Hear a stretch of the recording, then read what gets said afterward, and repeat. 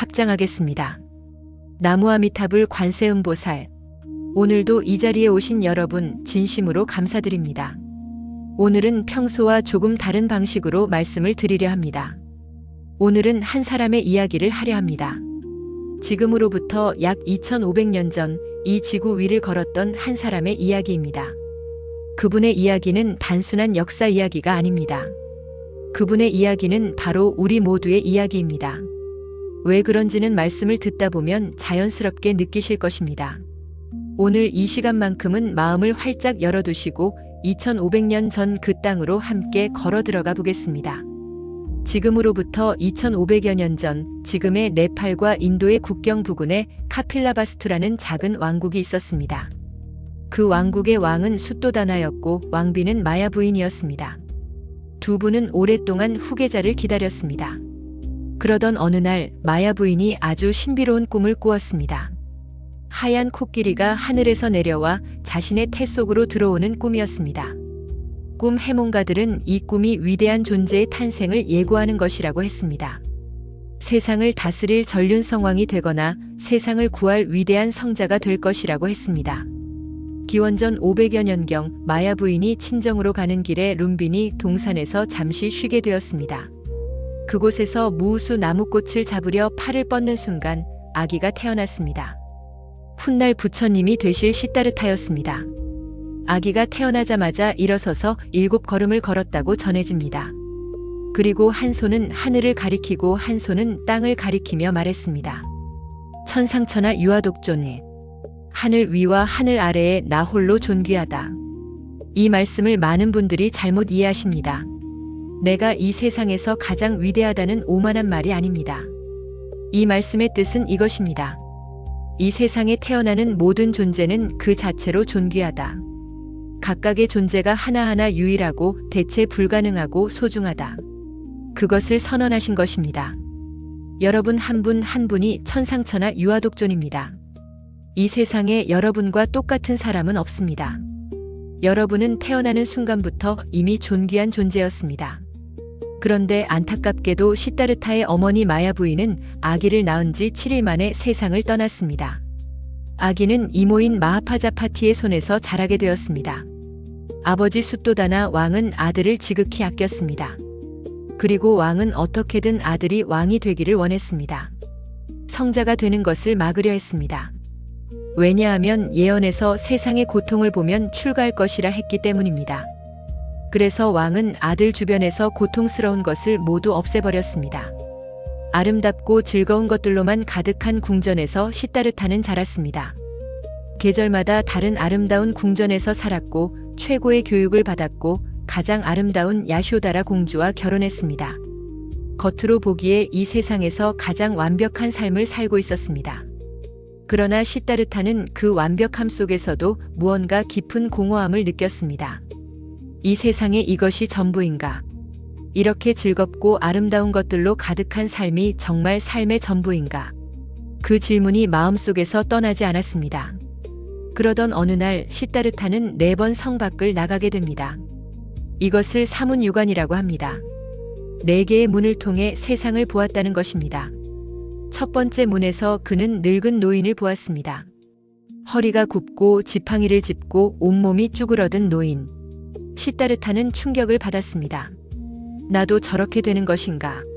아름답고 젊은 이 몸이 결국 저렇게 되는 것인가? 두 번째 문에서는 병든 사람을 보았습니다. 고통으로 신음하고 몸에 종기가 나고 땅에 쓰러진 사람. 나도 병에 걸릴 수 있구나. 아무리 건강해도 병을 피할 수 없구나. 세 번째 문에서는 죽은 사람을 보았습니다. 사람들이 울며 시신을 운반하는 것을 보았습니다. 나도 언젠가 저렇게 되는구나.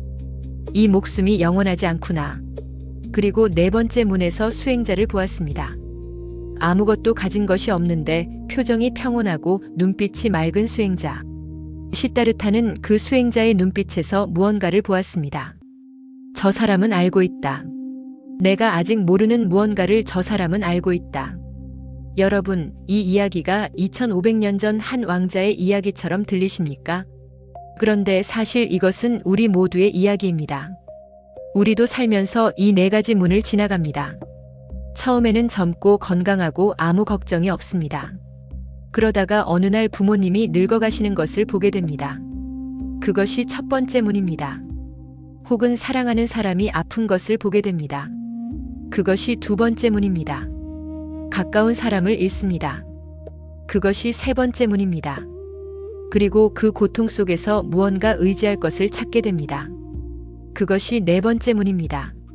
여러분은 지금 어느 문 앞에 서 계십니까? 시다르타는 29살 되던 해에 마침내 결단을 내렸습니다. 모든 것을 내려놓기로 한 것입니다. 왕궁을, 왕위를, 사랑하는 아내를, 갓 태어난 아들 라훌라를. 이것이 얼마나 어려운 결단이었겠습니까? 아버지는 그토록 왕이 되기를 원하셨는데, 아내는 그토록 사랑하는 사람인데, 아들은 갓 태어난 아기인데, 그 모든 것을 두고 길을 떠난다는 것이 얼마나 힘든 일이었겠습니까? 어느 날 밤 시다르타는 잠든 아내와 아들을 바라보았습니다. 안고 싶었습니다. 작별 인사를 하고 싶었습니다. 그러나 그러면 떠나지 못할 것 같았습니다. 그래서 그는 발소리를 죽이고 조용히 방을 나왔습니다. 문을 닫으면서 돌아보았을 때의 그 마음이 어떠했겠습니까? 그 마음이 느껴지지 않으십니까? 시다르타도 우리와 똑같이 사랑하는 사람이 있었고 헤어짐이 아팠고 눈물이 났을 것입니다. 그럼에도 그는 떠났습니다. 왜냐하면 사랑하는 사람들을 위해서라도 반드시 찾아야 할 것이 있었기 때문입니다.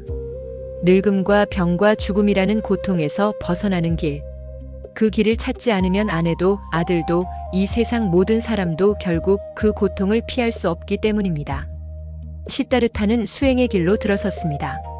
처음에는 당시 최고의 명상 스승들을 찾아갔습니다. 알라라 칼라마 스승, 우타카 라마푸타 스승. 이 두 스승 아래에서 최고 수준의 명상을 익혔습니다. 그러나 그것으로는 부족했습니다. 명상 3매에 들어가면 잠시 평온했지만 3매에서 나오면 다시 고통이 돌아왔습니다. 근본적인 해답이 아니었습니다. 그래서 시다르타는 극단적인 고행을 시작했습니다. 먹지 않고 자지 않고 극도로 몸을 혹독하게 다루는 수행이었습니다. 당시 인도에서는 몸을 극도로 괴롭히면 정신이 맑아진다는 믿음이 있었습니다. 시다르타는 하루에 쌀 한 톨, 참깨 한 알만 먹기도 했습니다. 몸이 뼈만 남았습니다. 손으로 배를 만지면 등뼈가 만져질 정도였다고 합니다. 눈은 움푹 들어가고 뼈가 앙상하게 드러난 모습이었습니다. 함께 수행하던 5명의 동료들은 시다르타가 이 극단적인 고행을 통해 반드시 깨달음을 얻을 것이라고 믿었습니다. 그런데 어느 날 시다르타는 강가에서 쓰러졌습니다. 극도로 쇠약해진 몸이 더 이상 버티지 못한 것입니다. 그때 어디선가 노랫소리가 들려왔습니다. 강 위를 지나가는 배에서 스승이 제자에게 악기를 가르치는 소리였습니다. 줄이 너무 팽팽하면 끊어지고 너무 느슨하면 소리가 나지 않는다. 적당해야 좋은 소리가 난다. 그 말이 시다르타의 가슴에 꽂혔습니다. 나는 지금 너무 팽팽하게 살고 있었구나. 극단적인 쾌락도 답이 아니었고 극단적인 고행도 답이 아니었구나. 그 사이 어딘가에 길이 있는 것이 아닐까.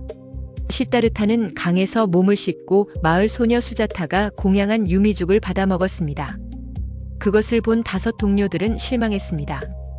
시다르타가 수행을 포기하고 다시 세속의 삶으로 돌아간다고 생각했습니다. 그들은 시다르타를 버리고 다른 곳으로 떠났습니다. 그러나 시다르타는 포기한 것이 아니었습니다. 더 깊은 길로 들어가고 있었습니다. 그는 강가의 보리수 나무 아래 앉았습니다. 그리고 결심했습니다. 깨달음을 얻기 전에는 이 자리에서 일어나지 않겠다. 그날 밤이 시작되었습니다. 부처님의 일생에서 가장 극적인 밤이었습니다. 마왕 마라가 나타났습니다. 마라는 시다르타가 깨달음을 얻는 것을 막으려 했습니다. 왜냐하면 시다르타가 깨달음을 얻으면 수많은 중생이 고통과 욕망에서 벗어날 것이고 그러면 마라의 힘이 약해지기 때문이었습니다. 마라는 먼저 군대를 이끌고 와서 공격했습니다. 화살을 쏘고 창을 던지고 온갖 무기로 위협했습니다. 그러나 시다르타의 자비로운 마음 앞에서 그 모든 무기는 꽃잎이 되어 발 아래 떨어졌습니다. 다음으로 마라는 세 딸을 보내 유혹했습니다. 아름답고 관능적인 세 여인이 시다르타 앞에서 온갖 유혹을 펼쳤습니다. 그러나 시다르타는 눈 하나 깜짝하지 않았습니다. 이미 왕궁에서 최고의 것들을 누려보았고 그것이 진정한 행복이 아님을 알았기 때문입니다. 마지막으로 마라는 가장 교묘한 방법을 썼습니다. 의심을 심어준 것입니다. 내가 무슨 자격으로 깨달음을 얻으려 하느냐? 내가 진정으로 그럴 자격이 있느냐? 누가 너를 위해 증언해 줄 수 있느냐? 이것이 가장 무서운 공격이었습니다. 왜냐하면 우리도 살면서 가장 힘들게 하는 것이 바로 이 의심이기 때문입니다. 내가 과연 할 수 있을까? 내가 과연 그럴 자격이 있을까? 이 의심이 가장 많은 사람을 주저앉힙니다. 그때 시다르타는 조용히 손을 땅에 짚었습니다. 그리고 말했습니다. 이 땅이 내 증인이다. 내가 수없이 많은 생 동안 선행을 쌓아온 것을 이 땅이 알고 있다. 그 순간 땅이 진동하며 마라가 물러났습니다. 그리고 동이 트는 새벽 시다르타는 샛별을 보는 순간 완전한 깨달음을 얻었습니다. 그가 깨달은 것이 무엇이었는지를 한마디로 말하기는 어렵습니다. 그러나 그 핵심은 이것이었습니다. 모든 고통의 뿌리는 내가 영원히 변하지 않는 고정된 자아가 있다는 착각에서 온다. 그런데 실제로 보면 이 세상에 변하지 않는 것은 없다. 나라고 생각하는 이것도 매 순간 변하고 있다. 이 진실을 온전히 보는 순간 집착이 사라지고 집착이 사라지면 고통이 사라진다. 이것이 연기의 가르침입니다. 이것이 있으므로 저것이 있고 이것이 없으므로 저것이 없다. 모든 것은 서로 연결되어 있고 홀로 존재하는 것은 없으며 모든 것은 끊임없이 변한다. 이 진실을 본 것이 부처님의 깨달음이었습니다. 깨달음을 얻으신 후 부처님은 그 자리에 한동안 머무셨습니다. 너무나 깊고 오묘한 진리를 어떻게 다른 사람들에게 전할 수 있을까를 생각하셨습니다. 이 진리는 너무나 깊어서 욕망과 집착에 사로잡혀 있는 사람들이 이해할 수 있을까 하는 의문이 드셨습니다. 차라리 혼자 이 깨달음의 기쁨 속에 머무는 것이 나을까 하는 생각도 드셨습니다. 그때 하늘의 신 브라흐마가 나타나 간청했습니다. 세상에는 눈에 먼지가 조금밖에 없는 자들이 있습니다. 그들을 위해 가르침을 펼쳐주십시오. 그들은 들으면 이해할 것입니다. 부처님께서는 자비로운 눈으로 세상을 바라보셨습니다. 그러자 보였습니다. 연꽃 중에는 이미 물 위로 올라온 것도 있고 물 속에 있는 것도 있고 아직 진흙 속에 있는 것도 있다는 것을, 각각의 자리에서 각각의 방식으로 도울 수 있겠다는 것을.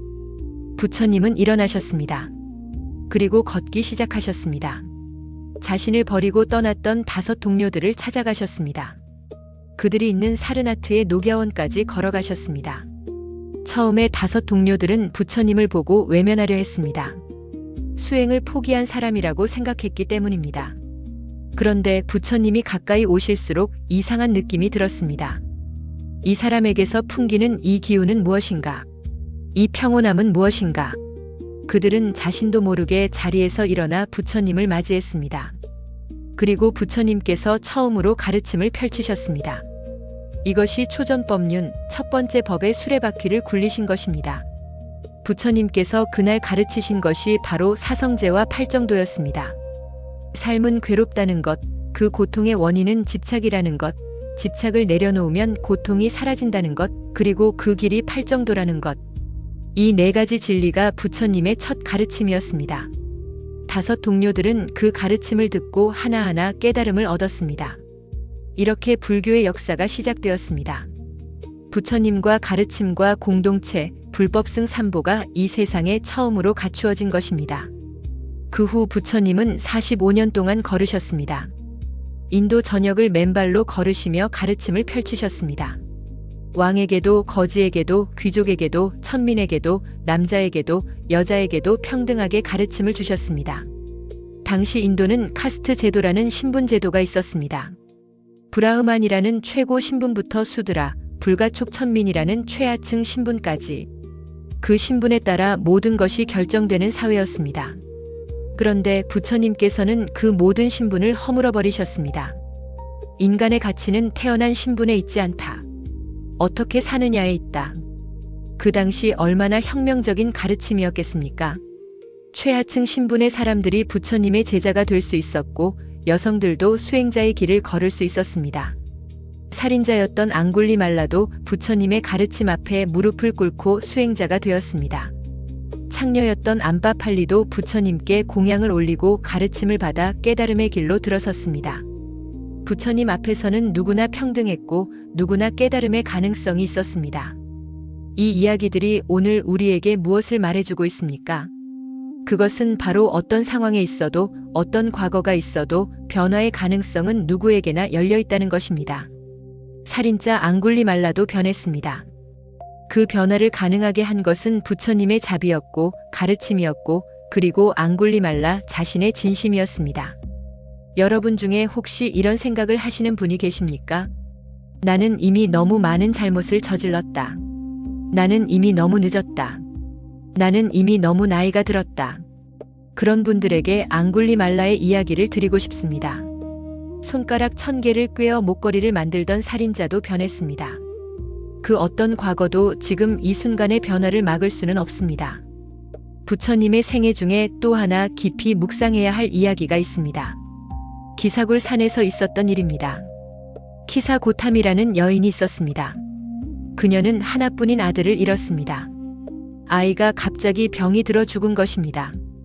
그녀는 죽은 아이를 안고 미친 듯이 온 마을을 돌아다니며 아이를 살릴 약을 구했습니다. 아이를 살려달라고 울부짖었습니다. 마을 사람들은 이미 죽은 아이를 안고 다니는 그녀를 보며 정신이 나간 것이 아닌가 했습니다. 누군가 그녀에게 말했습니다. 부처님을 찾아가 보시오. 부처님께서는 못하시는 것이 없으니 혹시 아이를 살려주실 수 있을 것이오. 그녀는 죽은 아이를 안고 부처님께 달려갔습니다. 부처님 앞에 무릎을 꿇고 간청했습니다. 제발 제 아이를 살려주십시오. 부처님께서는 그녀의 눈을 조용히 바라보시다가 말씀하셨습니다. 그렇게 하겠소. 다만 한 가지 조건이 있소. 마을에 가서 죽음을 겪지 않은 집에서 겨자씨 하나를 얻어오시오. 그 겨자씨로 약을 만들어 드리겠소. 그녀는 즉시 일어나 마을로 달려갔습니다. 첫 번째 집 문을 두드렸습니다. 이 집에 죽음을 겪은 분이 있습니까? 주인이 답했습니다. 우리 집에서는 지난해 아버지가 돌아가셨소. 다음 집으로 갔습니다. 이 집에서는 어머니가 작년에 돌아가셨다고 했습니다. 또 다른 집에서는 아이를 잃었다고 했습니다. 마을의 모든 집을 돌았습니다. 그러나 죽음을 겪지 않은 집은 단 한 곳도 없었습니다. 날이 저물 무렵 그녀는 마을 밖 나무 아래 앉았습니다. 그리고 깨달았습니다. 죽음을 겪지 않은 집은 없구나. 내 아이만 죽은 것이 아니구나. 이 세상 모든 집에 죽음이 찾아왔구나. 나만 겪는 고통이 아니구나. 그 순간 그녀의 마음속 무언가가 조용히 열렸습니다. 그녀는 아이를 조용히 묻어주었습니다. 그리고 부처님께 돌아와 제자가 되었습니다. 여러분, 부처님께서는 처음부터 겨자씨 같은 것으로 약을 만들 수 없다는 것을 아셨을 것입니다. 그런데 왜 그런 말씀을 하셨을까요? 그녀가 직접 마을을 돌아다니며 깨달아야 했기 때문입니다. 말로 설명해 줄 수 있는 것이 있고 직접 경험해야만 알 수 있는 것이 있습니다. 부처님께서는 그녀에게 직접 경험할 기회를 주신 것입니다. 그녀가 마을을 돌아다니며 모든 집의 고통을 만난 것, 그 경험이 그녀를 변화시킨 것입니다. 우리의 고통도 그렇습니다. 내가 겪고 있는 이 고통이 나만의 것이 아닙니다. 지금 이 순간에도 세상 어딘가에서 수백만 명의 사람이 나와 비슷한 고통을 겪고 있습니다. 사랑하는 사람을 잃은 사람들이 있습니다. 경제적으로 막막한 사람들이 있습니다. 건강이 무너진 사람들이 있습니다. 관계에서 상처받은 사람들이 있습니다. 내 고통이 나만의 것이 아니라는 것을 알 때 그 고통이 조금 가벼워집니다. 그리고 내 고통이 다른 사람의 고통과 연결되어 있다는 것을 알 때 연민의 마음이 생깁니다. 그 연민이 자비가 되고 그 자비가 수행이 됩니다. 부처님께서는 45년 동안 쉬지 않고 걸으시며 가르치셨습니다.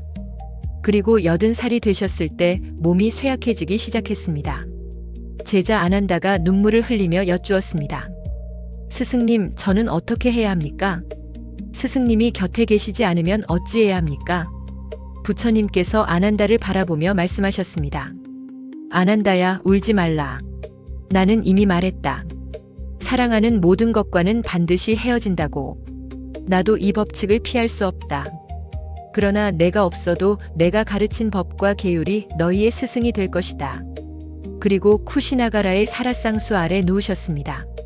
나무에 꽃이 피어 부처님 위로 꽃비가 내렸다고 합니다. 하늘에서 음악 소리가 들려왔다고 합니다. 부처님께서는 마지막으로 제자들에게 물으셨습니다.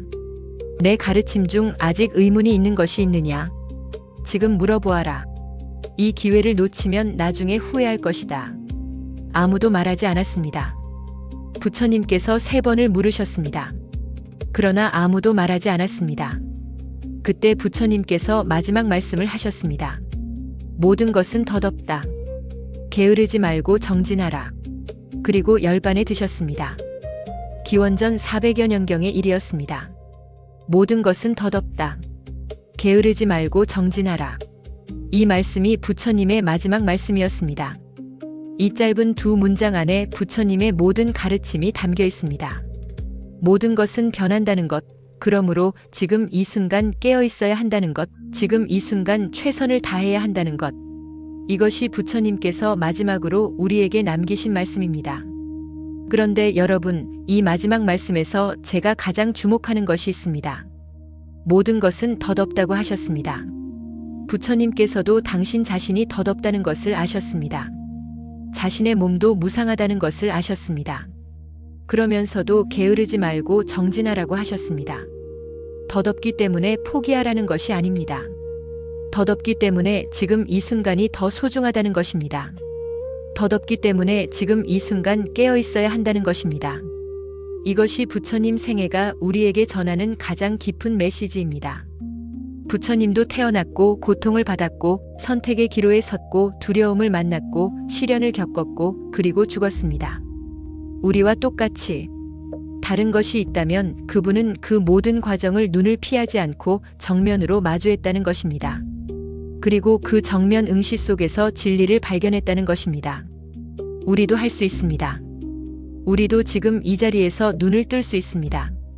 우리의 고통을 외면하지 않고 우리의 두려움을 피하지 않고 우리의 삶을 있는 그대로 마주하는 것. 그 용기가 수행의 시작입니다. 부처님은 신이 아니셨습니다. 처음부터 완벽한 존재가 아니셨습니다. 고통받는 인간이었고 방황했고 실패도 하셨습니다. 고행이 답이 아님을 직접 몸으로 경험하고 나서야 중도의 길을 찾으셨습니다. 그 과정이 있었기에 그 깨달음이 더 깊었고 그 가르침이 더 살아있는 것이었습니다. 우리의 방황도 우리의 실패도 우리의 고통도 마찬가지입니다. 그 모든 것이 낭비가 아닙니다. 그 모든 것이 우리를 깊어지게 하는 과정입니다. 부처님이 극단의 고행을 통해 중도를 발견하셨듯이 우리도 우리 나름의 극단을 겪으면서 우리 나름의 중도를 찾아갑니다. 그 과정이 바로 삶이고 그 삶이 바로 수행입니다. 오늘 이 자리에서 부처님의 생애를 함께 걸어오면서 여러분은 무엇을 느끼셨습니까? 어떤 부분에서 마음이 움직이셨습니까? 그 움직임이 무엇인지 잠깐 들여다보십시오. 그 움직임이 바로 부처님의 가르침이 여러분의 가슴에 닿은 것입니다. 부처님은 2500년 전에 열반에 드셨습니다. 그러나 그분의 가르침은 지금 이 순간에도 살아있습니다. 이 법당에서, 이 말씀 속에서, 그리고 여러분 한 분 한 분의 가슴 속에서 살아 숨쉬고 있습니다. 부처님의 생애가 끝난 것이 아닙니다. 부처님의 생애는 그 가르침을 받아 살아가는 모든 사람들 속에서 지금도 계속되고 있습니다. 여러분이 오늘 이 자리에 오신 것도 그 흐름의 일부입니다. 2500년의 시간을 건너 부처님의 가르침이 여러분에게까지 닿은 것입니다. 그 인연이 얼마나 깊고 귀한 것인지 모릅니다. 이제 마무리를 하겠습니다. 오늘 우리가 함께 걸어온 부처님의 생애를 통해 한 가지만 가져가신다면 이것을 가져가십시오. 부처님도 고통받았습니다. 그러나 그 고통을 피하지 않았습니다. 그 고통을 마주했고 그 고통 속에서 길을 찾았고 그 길을 세상과 나누었습니다. 여러분의 고통도 마찬가지입니다. 지금 겪고 있는 그 고통이 여러분을 더 깊게 만들고 있습니다. 그 고통이 여러분 안에 부처님 씨앗을 깨우고 있습니다. 포기하지 마십시오. 눈을 피하지 마십시오. 지금 이 자리에서 일어나십시오. 부처님께서 보리수 아래서 일어나 걷기 시작하셨듯이 여러분도 지금 이 자리에서 한 걸음을 내디디십시오. 모든 것은 덧없습니다. 그러므로 지금 이 순간이 소중합니다. 게으르지 말고 정진하십시오. 오늘 하루 지금 이 순간 조금 더 깨어있는 것. 그것이 부처님께서 2500년의 시간을 건너 오늘 이 자리에 여러분에게 전하시는 말씀입니다. 나무아미타불 관세음보살